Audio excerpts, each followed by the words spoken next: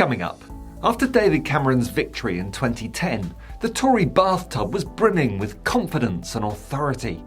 It was Brexit that pulled the plug, and ever since, the nasty party have been succumbing to the inevitable pull of the drain. The party, murky with the sediment of incompetence, corruption and sexual offences, swirls in a slow, relentless spiral towards collapse. But the bookies tell us that one person emerges. Kemi Badenoch is the embodiment of the systemic flaws of the Tory Hard Right. Her words and actions magnifying Tory dysfunction as they circle closer to the plughole. She's a stark reminder of just how badly the Tories have misjudged what they claim is the will of the people. Stay tuned.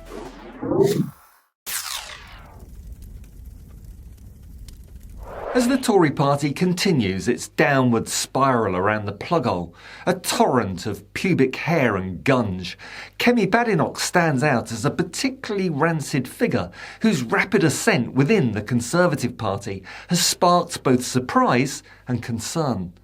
A beacon for the hard right, Badenoch's political trajectory offers a window into the ever more extreme and divisive ideologies at the heart of today's Tory party. The bookies make her the clear favourite to replace our current oligarch Prime Minister, so it's worth knowing a little bit more about this culture warrior. Kemi Badenoch first entered Parliament back in 2017 as MP for Saffron Walden, after a stint at the Conservative think tank, the Heritage Foundation. This far-right American libertarian pressure group funds and advocates, amongst other things, against critical race theory, against Black Lives Matter, and they reject the scientific consensus on climate change, unsurprising as ExxonMobil are a major donor. The Heritage Foundation also oppose transgender rights and are against funding Ukraine's defence against the Russian invasion. So Badenoch's ideological bearings were clear from the very outset. Her political stance, mainly based on being aggressively anti-woke, plus a hardline approach to immigration and law and order, what has made her the darling of the Conservative Party's right wing, and thus the bookies' favourite by far. In less than 7 years, she's risen from newbie Heritage Foundation plant to being a cabinet minister, during a period where the Tories have been abandoning their moderate supporters and shifting ever more to the hard right. And who better to exemplify that shift than Michael Gove's staunchest ally, Kemi Badenoch? Her views on social issues are divisive and polarising, marginalising and attacking minority groups and immigrants. Ideal material to fire up the Tory party's Daily Mail reading grassroots membership. Amazing to think that she's currently Minister for Equalities, whilst holding views hostile to transgender rights and the teaching of critical race theory. Whether that be the National Trust providing facts about the slavery-funded history of their properties, or schools teaching about white privilege, which she claims is illegal. Her approach to equality, denying institutional racism, aligns with the Tory right's war on woke, a hostility towards all progressive social movements. That's why she's often called the Inequalities Minister. Take her views on the British Empire, for example.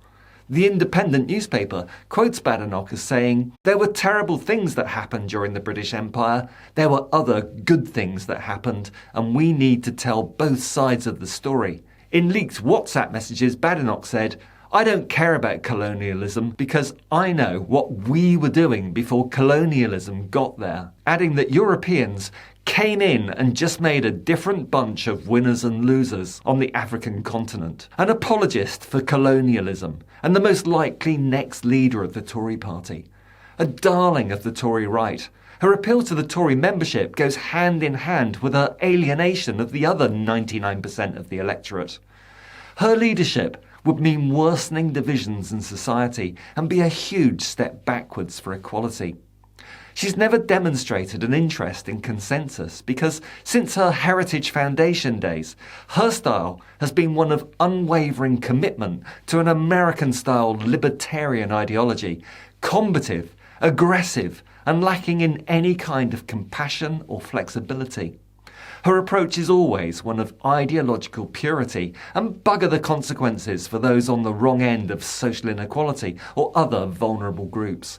For example, she's criticised millennials for being too sensitive to inappropriate behaviour and sexual harassment. She's been recorded mocking gay marriage, and she reckons, with absolutely no evidence, that there's an epidemic of children being told that they're transgender. Even more serious was Badenoch's 2018 admission that, a decade earlier, she'd hacked into the website of Labour's Harriet Harman, who was at the time deputy leader of the Labour Party.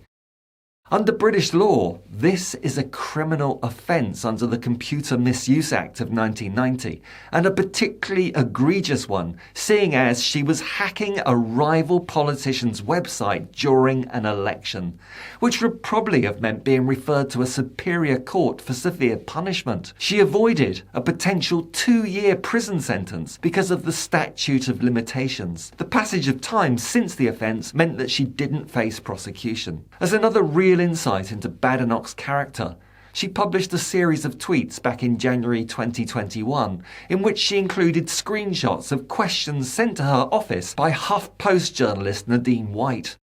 Like Rishi Sunak, her mentor Michael Gove, and many of her colleagues in the current obnoxious cabinet, Badenoch hates being held to account.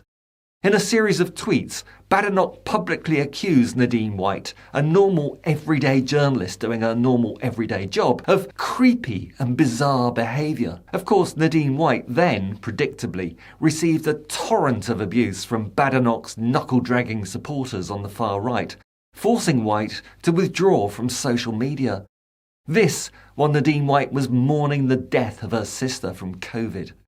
As the right-wing Evening Standard said, Nadine White was only doing her job. She didn't expect to be publicly shamed by an MP. Badenoch's actions were criticised by both the National Union of Journalists and the Council of Europe's Safety of Journalists platform. This is the kind of behaviour that you usually only hear about in Orban's Hungary, Erdogan's Turkey, Putin's Russia, or Lukashenko's Belarus. It seems to me that Badenoch was very deliberately trying an intimidation tactic, which from a government minister represents a serious and chilling threat to the role of a free press in this country. So, if the bookies are right, and they almost invariably are, Kemi Badenoch's the next leader of the UK Conservative Party. And while her leadership could invigorate the party's conservative base, the broader implications for social cohesion, equality, freedom of the press, freedom of education, political accountability, and international relations are very concerning, to say the least. As post-Brexit UK society remains deeply polarised over its future relationship with the EU, immigration policy, and the climate change emergency, the need for political leadership that bridges divides and addresses complex challenges is more pressing than ever. Badenoch's hardline, ideologically driven libertarian approach, while appealing to the loons on the right, is likely to tear the Conservative Party apart. In my opinion, thankfully she's unlikely to ever be in a position where she does the same to the entire country, for which we can all be thankful. Do you agree? Leave a comment down below, and if you've got this far, please give this video a like and share a link on social media.